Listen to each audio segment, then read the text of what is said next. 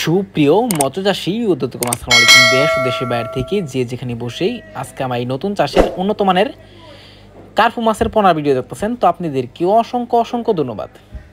অনেকেই নতুন চাষের নতুন পোনা খুঁজছেন, তো অবশ্য পাচ্ছেন না, অবশ্য আমাদের থেকে নিয়ে চাষ করতে পারবেন।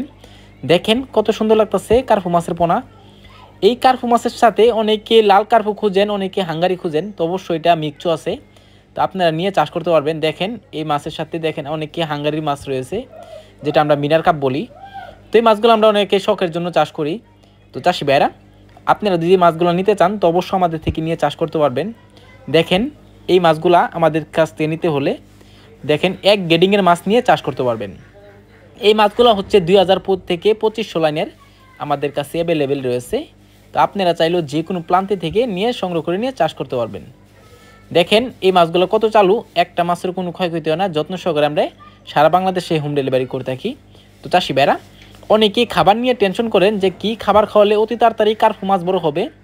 তো অবশ্য অনেকে আমরা খোল ইউজ করি, অনেকে কুড়া বসি ইউজ করি।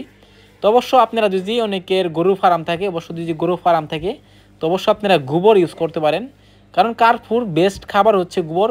অনেকে গোবরটা ঘৃণা করেন, তো ঘৃণা করলে মাছের চাষ করতে পারবেন না। তো চাষি ভাইরা, আপনারা যদি গোবর খাওয়াই মাছটা অতি তাড়াতাড়ি কিন্তু বড় করতে পারবেন।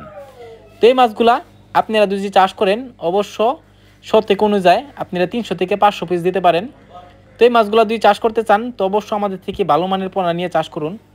এই মাছগুলো যদি ক্রয় করতে চান তাহলে আমাদের ভিডিও স্ক্রিনে নাম্বার, টাইটেল ও ডেসক্রিপশন বক্সে নাম্বার দেওয়া আছে, নাম্বার সংগ্রহ করে আমাদের থেকে 2025 সালের সকল মাছের পোনাই ক্রয় করতে পারবেন।